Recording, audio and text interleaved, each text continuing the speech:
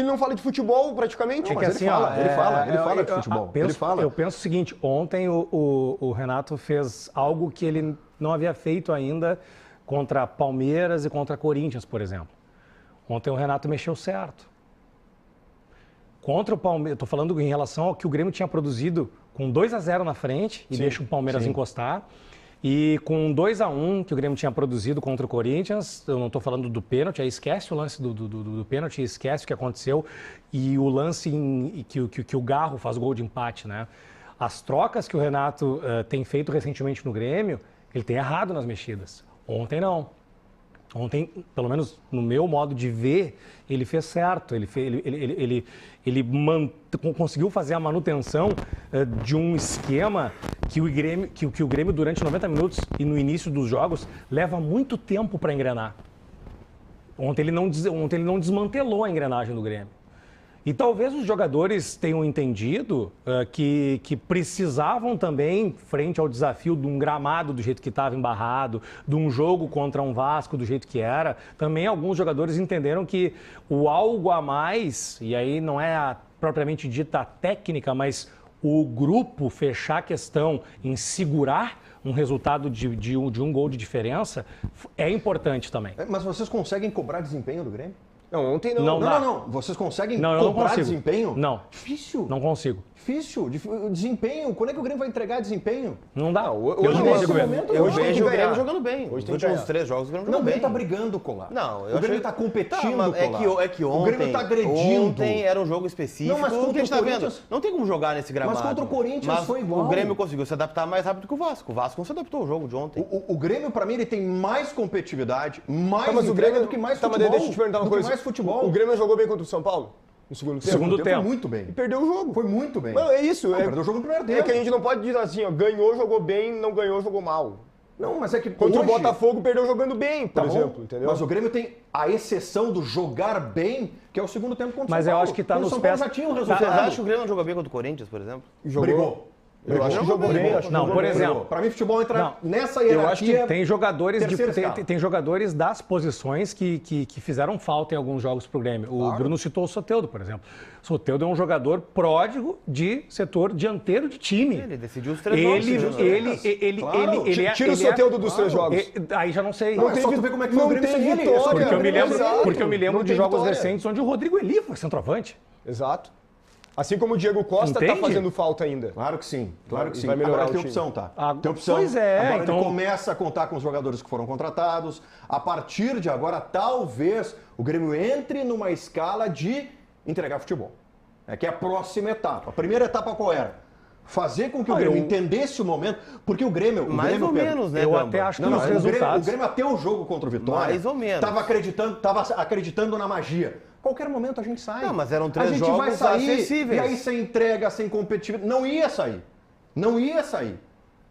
Nós chegamos na data que nós debatemos aqui há uns dias, hoje é dia 29, né? Chegamos hoje no dia 29 com aquela proposição e até estimativa dos pontos conquistados que o Grêmio conseguiu. Não, sobre adversários diretos. Adversários diretos, tá? Agora, realmente, por exemplo, se o resultado paralelo ao Grêmio der algum vencedor, por exemplo, que nem o Bruno citou, o Grêmio de novo está obrigado a vencer. Então, assim, eu não posso cobrar.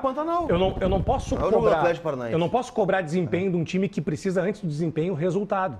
O Grêmio nos próximos 5, 6 jogos ainda vai batalhar pelo resultado. Eu não estou esperando o desempenho do Grêmio. Eu estou esperando a conquista dos pontos através do resultado e do que o time vai apresentar. Desempenho, para mim, no próximo mês, digamos assim, até iniciar outubro, eu não vou esperar do Grêmio. Eu vou esperar só o resultado e só os pontos. Meu ponto de discordância é que faltava entrega. Eu acho que nunca faltou entrega.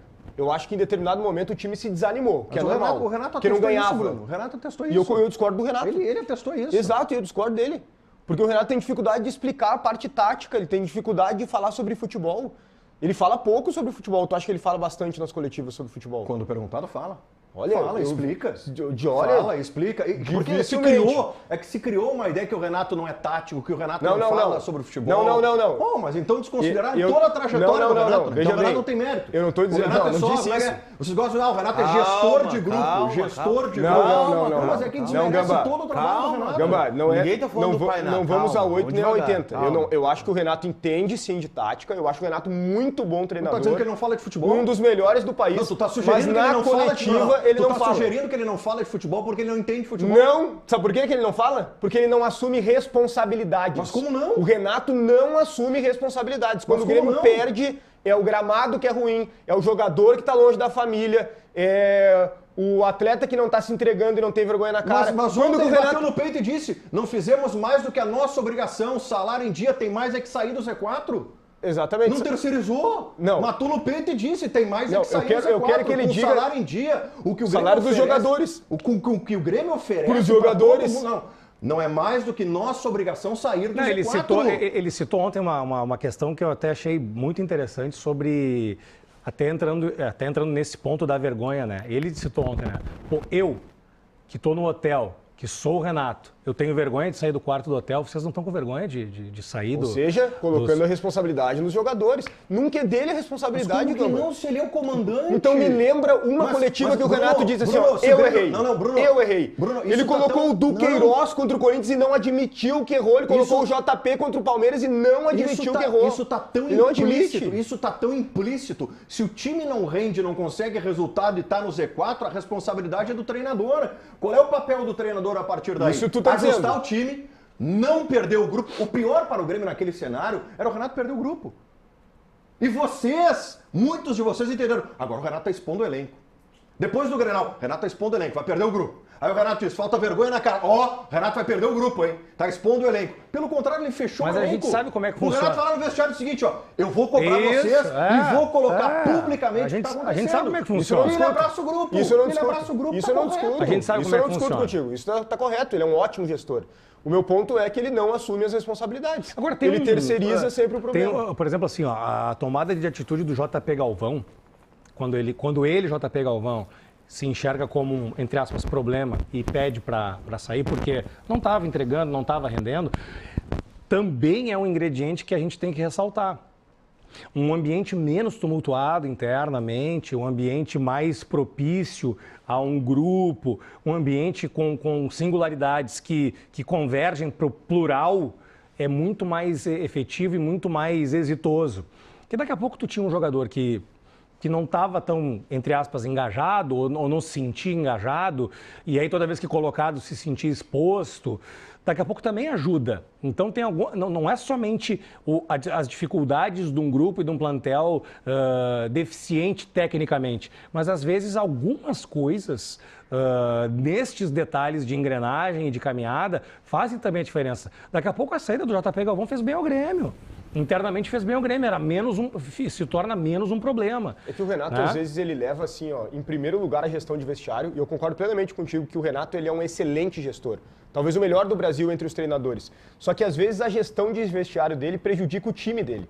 Porque ele tem que dar oportunidade pro Rafael Cabral, daí ele tira a sequência do Marquezinho, daí o Rafael Cabral vai lá e... Parou com o rodízio, né? É, porque o Marquezinho gritou, né? Aí o Rafael Cabral foi lá e... Que aí é porque o Marquezinho gritou. Não tem mérito, Renato, nenhum. Ele para com o rodízio porque o Marquezinho gritou. Não foi porque ele no campo diagnosticou que o Marquezinho estava... Como é que ele vai concluir sem dar oportunidade pro Rafael Cabral e pro Kaique? Tá, então tu quer dar mérito... Ele vai concluir? Não, eu acho o seguinte, sem dar jogo, eu acho que realmente é o Marquezinho. Cara, ele deu o jogo e concluiu que o Marquezinho era o melhor. Tu vai defender o rodízio aqui, é isso? Não tô defendendo o rodízio. Eu tô defendendo que ele deu oportunidade. Não, eu tô defendendo que ele deu oportunidade e a partir daí concluiu que era o melhor. Bruno, desculpa. Desculpa. Até então o Marquezinho não tava convencendo a torcida do Grêmio. Não tava. A torcida do Grêmio criticava o Marquezinho aqui. O Marquezinho virou meme na história do gol no canto esquerdo. Não. Agora não. Isso lá atrás. Dizia, não, tem que ser o Kaique. Bom, agora chegou o Rafael Cabral. Ele não era unanimidade. Isso lá atrás. E aí o Renato não pode testar pra ver quem é o goleiro. Isso lá atrás, Gamba. Agora contra o Juventude, quando o Rafael Cabral jogou, o Marquezinho tava firmado no gol do Grêmio. Não sei se estava firmado. Tava firmado. E aí o que aconteceu? O Rafael Cabral foi lá e falhou no gol. Tá bom, e aí o Renato teve a resposta que ele precisava. Então tu tá aplaudindo o Renato por corrigir o próprio erro dele. Não é o próprio erro. Ele cria o problema. Ele testou o jogador, o jogador não deu certo. Eu tô te falando. Ele testou o jogador, não deu certo. Eu tô vendo algo legal. Sabe o que aconteceria?